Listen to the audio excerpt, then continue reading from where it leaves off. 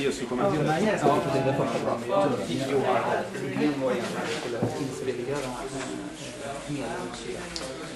Yeah, one of my favorite toys. Special, no? Are you gonna get something signed? Yeah, I'm gonna get one of the scripts. You wanna get that signed? Yeah. Kind of extension on this. Yeah, I brought a bunch of old Swedish comics of Simon's work, and I left them at a hotel. Well, there's always tomorrow. For the classic prime. Of course, yeah, just hold that open a second so it doesn't smudge onto the opposite page. Actually personalised? Yeah, sure. That opens up and you put the figure into it, which is much simpler. Whereas that, you gotta take the whole thing apart and then put the pieces on. And you've got this big gun that you're supposed to put on an arm that's only about so long from the original. And it doesn't get quite big. So I was been disappointed with it. Or Haiti. Haiti, yeah. H-E-I-D-I. Yeah. I mean, we had to take a transformer apart and then put it back together.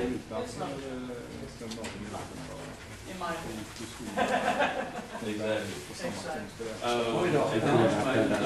Quite It wasn't the wheelie that comes out, but it was like the one that you put on. Rollers. No, I only have hundreds. I've got just enough to give you a change. okay, thanks. Well, I could have helped you out. And that's your that should be dry by now, it doesn't take that long. And do you mind if I film while you... Not at all. Would you like it personalised? No, just your... I'm a very slow camera. Are you ready for me? Yes, it is very much ready. Ready, get set. That is absolutely awesome, sir. That is something from himself. That's awesome. Thank you very much. You're welcome, nice to meet you. Yes, you too. I'll be around all day. Yeah, I'll probably talk a bit more. Yeah, come and talk to me. Voice did the voice of Good. He's a lovely guy. Actually, I said to him, do the voice for me, do the voice for me. But he's great. Yeah, I think it's Braun. Braun? Braun is bad. He's on my desk. Oh yeah, mine too. I mean, you got the vehicle and you got the gun on the top, and then you transform it. You got one in each hand. Oh yeah. I was like, oh, So this doesn't bad. get any better. So bad. That's nice. Cool. I love it. I love it. So, can I get into lots of parts as well? Just ask for anything. I actually forgot to bring it, but I've got a Power Master figure that I got from somebody that doesn't have the engine weapon. It's like an engine weapon that fits on the front, and then there's another one that fits on the back. Oh yeah, probably. And it looks kind of like a Generation 1. It's the ICBM truck. No. We're talking Generation 1 or Generation 2. And it was a Power Master. Small looks like the race car with a green stripe going down the middle.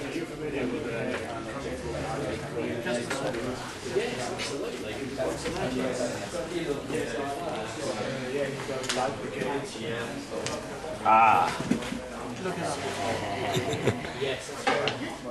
It looks sort of like this, but it's a Power Master.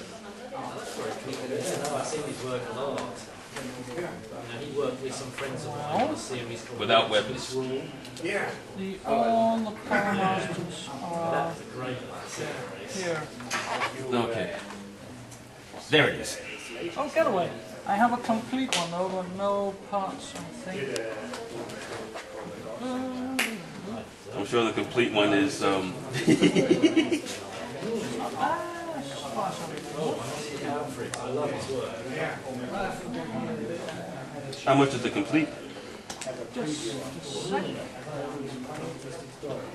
I love his style. I like his kind of, you know, That's when you need it. I'm not gonna say about the similarity between that and the blonde. Hey, $200 for a complete one. Serious?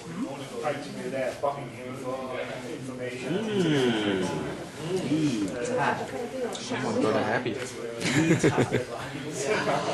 Love to have that complete. you're a big fan of Nordcon. You had the original Lyle Convoy, not the Flash version. No, I never got that. Well, it's a nice toy, it's just don't like the Flash version very much. Yeah. If only the shoulders locked in correctly. Okay. The torso just kind of flops Getaway's around. an Autobot? Well, that's a shame. Yeah. But it still looks impressive. Yeah. But I prefer big convoy. There's only piece of film, I think. I'm not a big fan of elephant-like things, to be honest. They're too fussy. And You're missing out on the best toy ever. Oh yeah. there's something about the name Lyle Convoy. Seriously. Big convoy.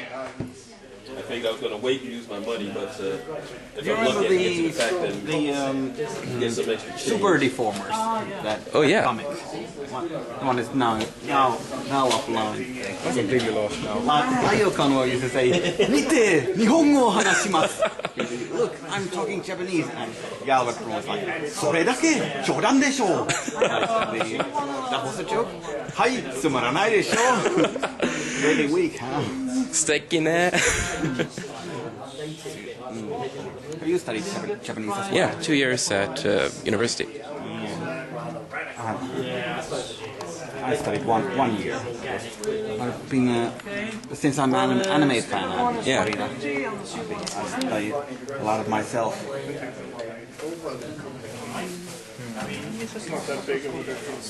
No, じゃあ、今までノードコンはどうですか？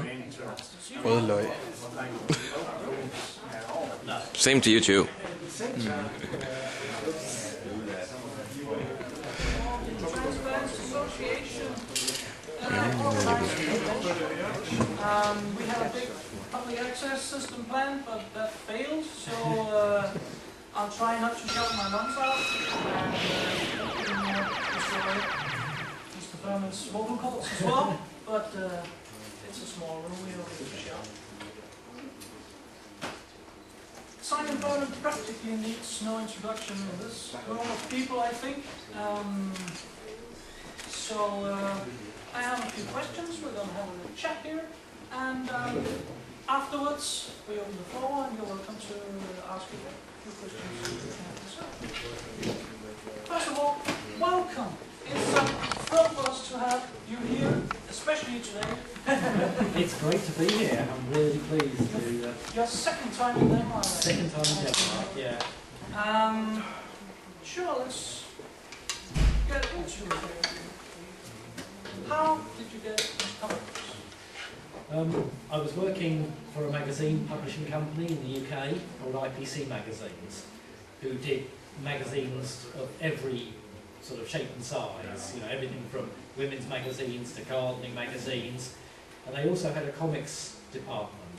I don't know whether you've heard of 2000 AD? Yeah.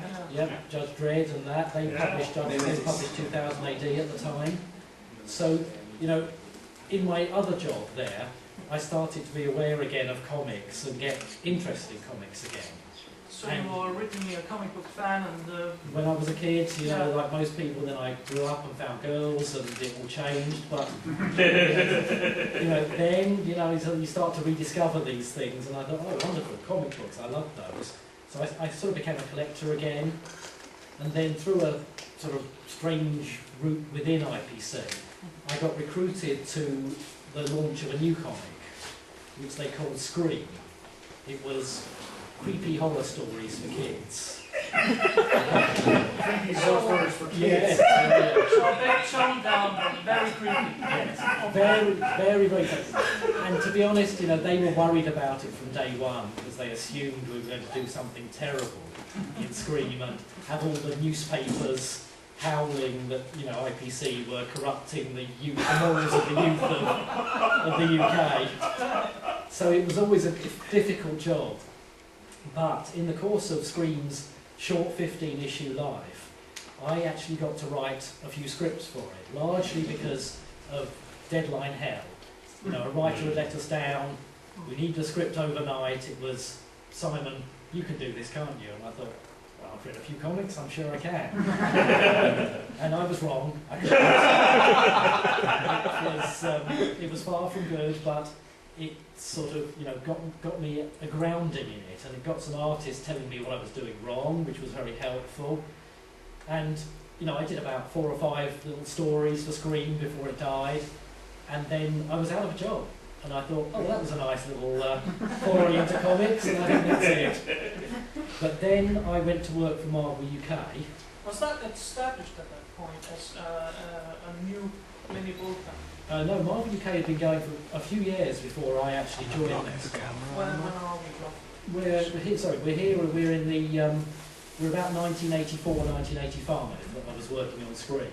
And Marvel UK had probably been in existence for maybe a decade before that, mostly just reprinting the American Marvels. But they'd started to do a little bit of origination, and in the middle 80s they started getting into licensed titles. So, you know, Transformers was one of their first, but they also did Doctor Who magazine. And you know, I got introduced to the editor of Transformers. Am I getting ahead of myself here? No, just, no. And you know, I was introduced to the editor of Transformers UK, and they had a strange situation where they launched a UK Transformers comic on the back of the American Transformers comic, which had just been released. But because the American Transformers comic was monthly, and the UK comic was first fortnightly, then weekly, there wasn't enough reprint material available to make it a purely reprint comic. So they had to start creating Transformers stories in the UK for the UK. Were you on board from that point? Pretty much. Okay. When I was first involved, there was one story, one writer and one story in the works. A writer called Steve Parkhouse and a story called Man of Iron. Yes. And this was the first UK Transformers comic, strip that they created. And it was slightly difficult because it was going to go reprint US, bit of UK, reprint US. The little UK stories had to leave everything exactly as it was, you know, at the beginning and the end, because we didn't know what the American writers were necessarily going to do with the story. So we couldn't say kill off Bumblebee and then suddenly he's there again. So, good choice. No, sorry. so, you know, in a way it was limiting, but, you know, I was, at the time, you know, I had no idea of Transformers. I was a little too old to have really been, you know, watching it on TV and or playing with the toys. So I had just assumed it was another job, and I was glad to have the work. You know, then I had no idea that 25 years later I would still be working on Transformers, still be writing Transformers. You know, at the time, toy titles came and went within a couple of years. You know, kids' attentions moved on, and you generally had a allotted time for a comic, for a brand like that. But Transformers kept rolling on. Oh, yes. And really, you know, Transformers forged the rest of my career. The UK Transformers tide was probably one of the most successful UK publications I could imagine outside Doctor Who or some of the big UK names. I mean, it was, I mean, and this is the mid-80s when comics did sell more, but it was selling at its peak something like 200,000 copies a week in the UK. Yeah. You know, and that was an amazing readership. It was outselling 2000 AD, it was outselling everything but the Beano and the Dandy in its day. So yes, it was an amazing success story for Marvel UK, and I don't think anybody anticipated it doing so well. But yeah, we got an amazing run out of it. Definitely, definitely.